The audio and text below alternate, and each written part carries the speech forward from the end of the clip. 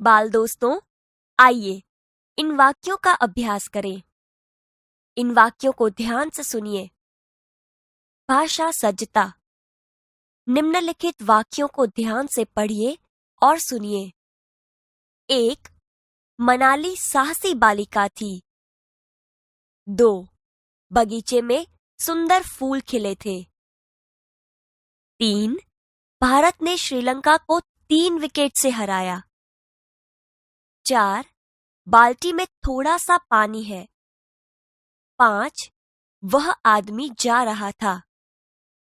हाँ, तो दोस्तों आपने इन वाक्यों को सुना। इनमें कुछ शब्द गाढ़े हैं, जैसे कि साहसी, सुंदर, 3, थोड़ा सा, वह। ये शब्द संज्ञा की विशेषता बताते हैं।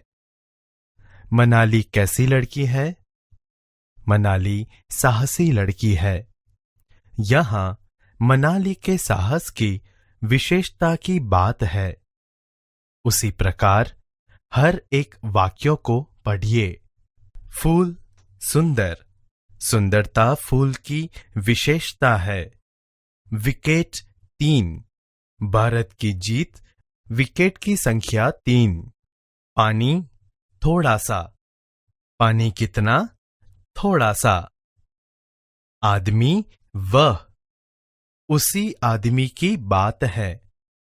अर्थात जो शब्द संज्ञा की विशेषता बताते हैं उन्हें विशेषण कहा जाता है। आज हम विशेषण के प्रकार के बारे में जानेंगे। विद्यार्थी मित्रों, हमने विशेषण के बारे में जाना। अब इन वाक्यों को पढ़िए। निम्नलिखित वाक्यों को पढ़िए।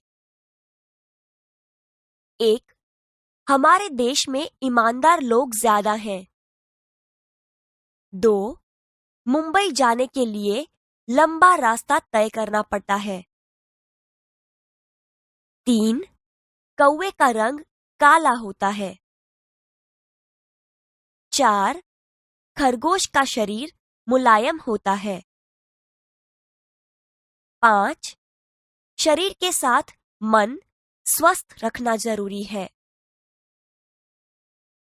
6. भारतीय संस्कृति विश्व में प्रसिद्ध है। 7. पानी गंधहीन होता है। 8. पूर्व दिशा में सूर्योदय होता है।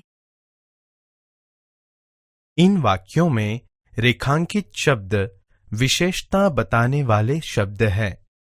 यह वाक्य में प्रयुक्त संज्ञा की विशेषता बताते हैं। इन शब्दों का अभ्यास करें तो ईमानदार संज्ञा के गुण, दोष बताता है।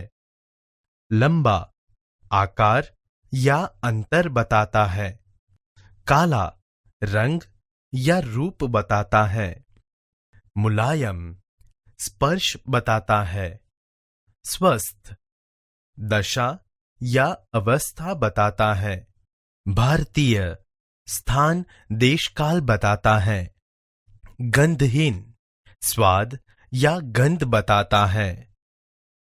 पूर्व दिशा को दर्शाता है। अर्थात जिस शब्द से संज्ञा के गुण, दोष, आकार, रंग रूप, स्पर्श, दशा अवस्था, स्थान, देश, काल, स्वाद, गंध और दिशा का बोध होता हो, उसे गुणवाचक विशेषण कहते हैं। इतना जानिए। गुणवाचक विशेषण संज्ञा या सर्वनाम शब्दों की निम्नलिखित विशेषताओं का बोध कराता है। 1. गुण दोष। ईमानदार, बुद्धिमान, चतुर, योग्य, अच्छा, बुरा, बेईमान, दुष्ट, क्रूर, आलसी, अयोग्य, पापी आदि। 2. आकार गोल, चौड़ा, लंबा, पतला, छोटा, मोटा, वर्गाकार, तिकोना आदि। 3. रंग, रूप, सफेद, काला, पीला, सांवला, गोरा, मैला, चमकीला आदि। 4.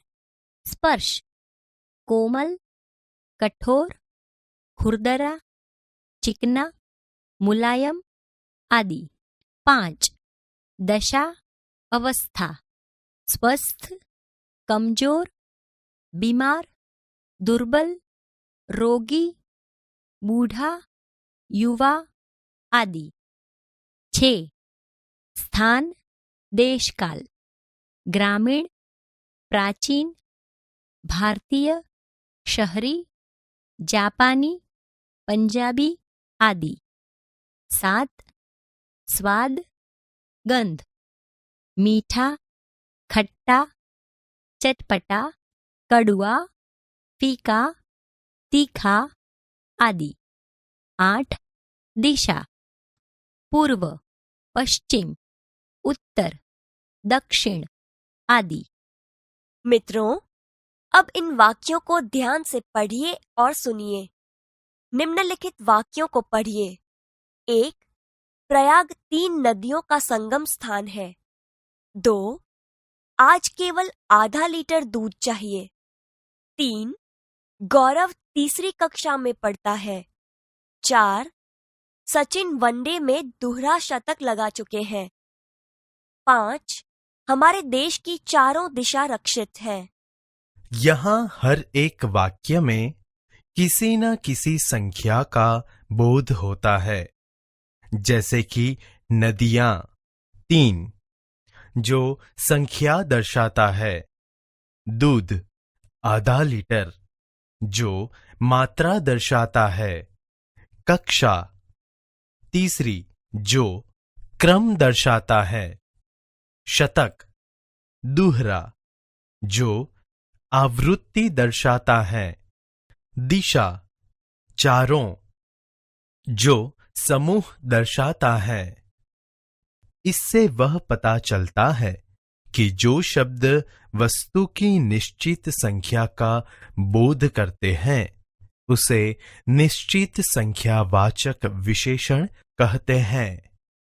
विद्यार्थी मित्रों, इन वाक्यों को पढ़िए। निम्नलिखित वाक्यों को पढ़िए। 1.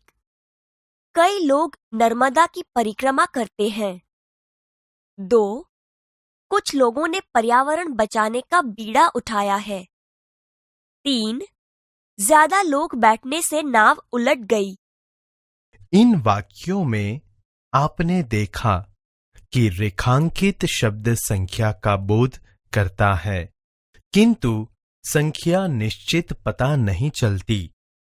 अतः जिन शब्दों से वस्तु की निश्चित संख्या का बोध न हो उसे अनिश्चित संख्यावाचक विशेषण कहते हैं। इतना जानिए। निश्चित संख्यावाचक विशेषण के कुछ अन्य भेद इस प्रकार से है। 1. पूर्णांक बोधक 1, 3, 9, 1000 आदि। 2. अपूर्णांक बोधक आधा, पाव, डेढ़, पौना, ढाई आदि। 3. क्रमवाचक पहला, दूसरा, तीसरा, चौथा आदि। 4. आवृत्तिवाचक दुगुना, चौगुना, इकहरा, दोहरा आदि। 5. समूहवाचक दोनों, तीनों, चारों आदि।